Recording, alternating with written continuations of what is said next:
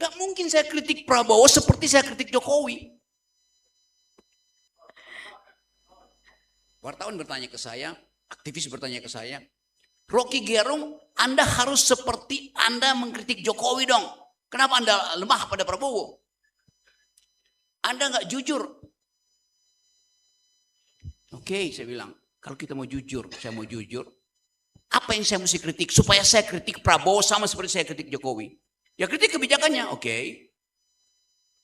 Saya akan kritik Prabowo karena dia menghamburkan uang untuk bikin IKN. Saya akan kritik Prabowo karena dia membuat saya harus bayar 70 tahun lagi, 170 tahun lagi kereta bus itu. Sama kan? Sama ya? Betul nggak?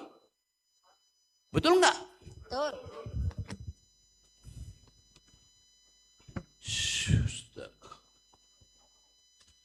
Yang bikin WUS itu siapa?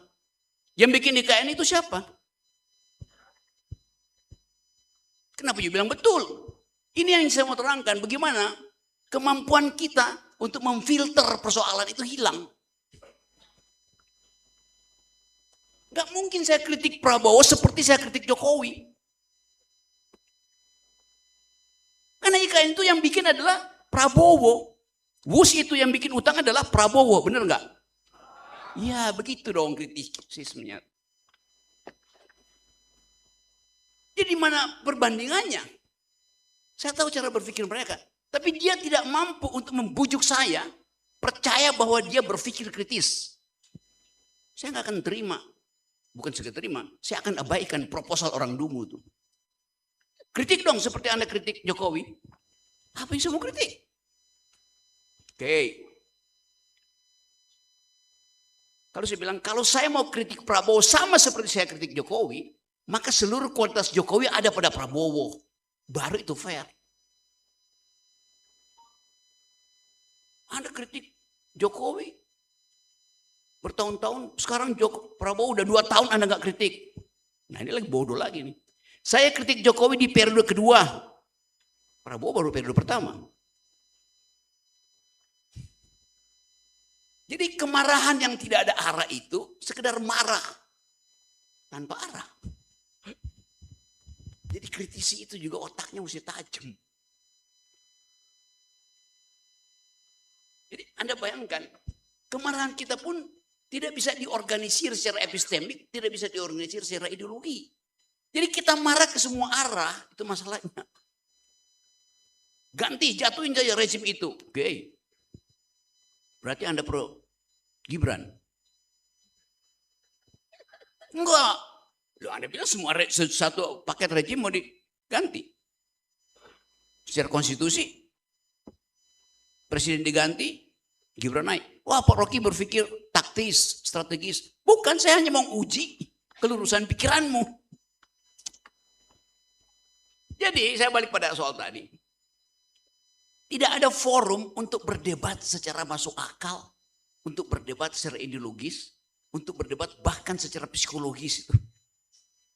Yang bahaya adalah ada the big brother lihat, wah ribut di situ tuh. Ini anti Jokowi, ini anti Prabowo, ini anti Jokowi dan Prabowo. Deep state global membaca itu. Jadi kita tidak tahu sebetulnya arah kritik kita kemana. Pak Rocky bilang kan the beginning of the end. Kita setuju the beginning of, iya ada hal yang belum saya ucapin, ya udah simpulkan. The beginning of the end penting, lebih penting lagi the beginning after the end. 2 hari setelah rezim jatuh, you mau ngapain? Seorang fasis mengintip di tikungan jalan untuk mengarahkan massa yang tanpa otak ini ke arah neofasisme, neo-otoritarisme di tingkat lokal, global, regional.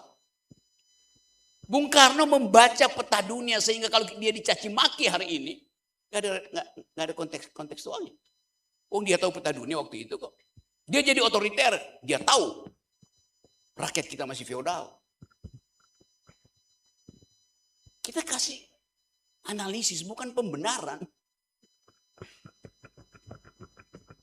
Merdeka sekarang. Ya, tapi Anda bersekutu dengan Jepang. Momentum itu ada. Sultan Syahrir nggak mau merdeka di situ. Dia mau didik dulu orang supaya begitu merdeka ada otak. Lain pikirannya.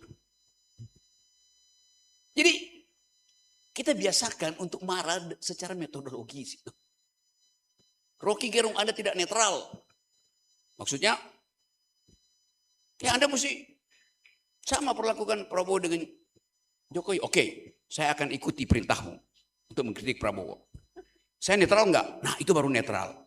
Saya netral karena you perintah, bukan karena kehendak saya, goblok. Orang netral itu, dia punya ide, punya sikap, uji sikapnya, bukan disuruh orang.